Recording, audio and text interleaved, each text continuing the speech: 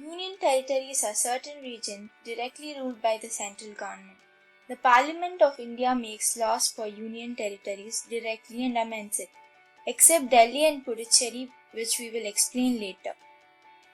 What is the difference between a union territory and a state?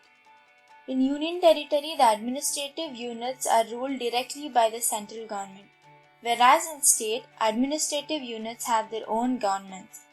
Union territory is comparatively small, whereas the states are bigger. In union territory, the rights and status are special due to their constitutional formation and development. Rights and status common to all states.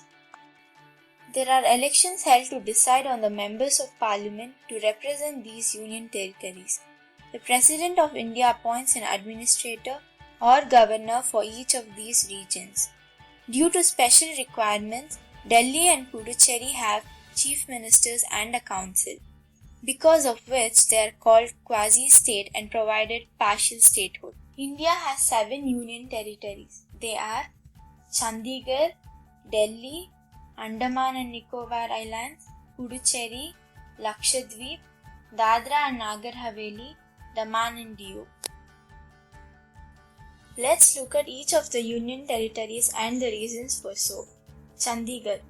After the partition of India in 1947, the former British province of Punjab was also split between East Punjab in India and West Punjab in Pakistan.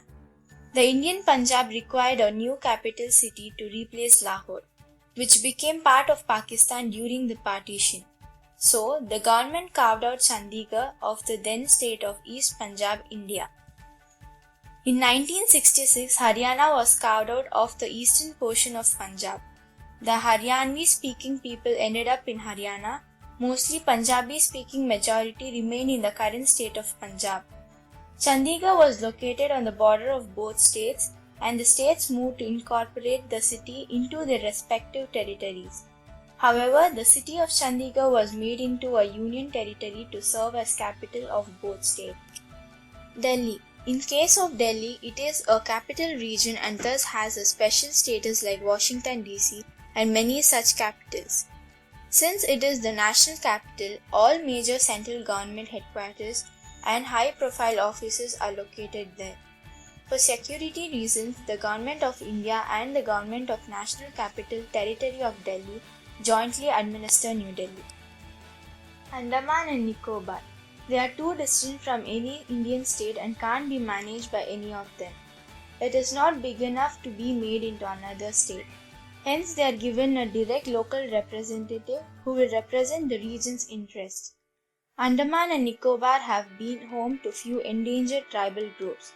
Hence, such a sensitive zone had to be administered directly by central government. Puducherry, formerly known as Pondicherry, is a union territory of India formed out of 4 regions of former French India.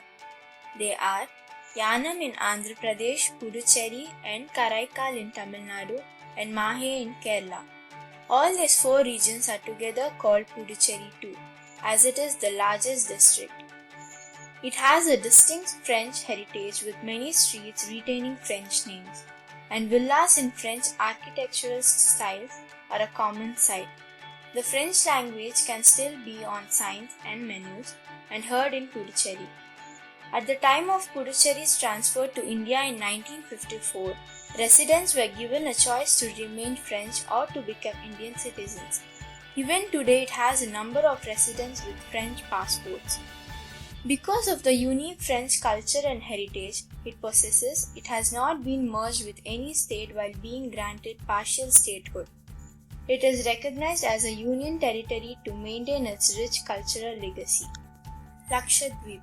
In 1956, during the reorganization of Indian states, the Lakshadweep Islands were organized into a separate union territory for administrative purposes. Since they are far away too, they can't be managed by any West Coast states, hence centrally administered. Dadra and Nagar Haveli.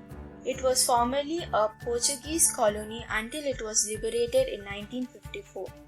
But the territory remained independent until 1961 when it was integrated into the Union of India. It is located between the states of Maharashtra and Gujarat. The tribal communities consist of approximately 60% of the population of Dadra and Nagar Haveli. Each community has its own culture, traditions, and languages and dialects. None of these languages has written literature or script until today. Hence, to preserve its rich heritage and not disturb the tribal population residing, it has been recognized as a union territory. Daman and Diu.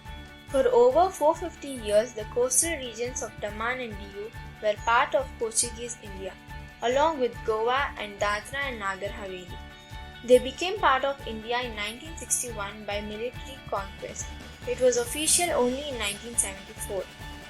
The territory of Goa, Daman and Diu were administered as a single union territory until 1987, when Goa was granted statehood, leaving Daman and Diu as a separate union territory.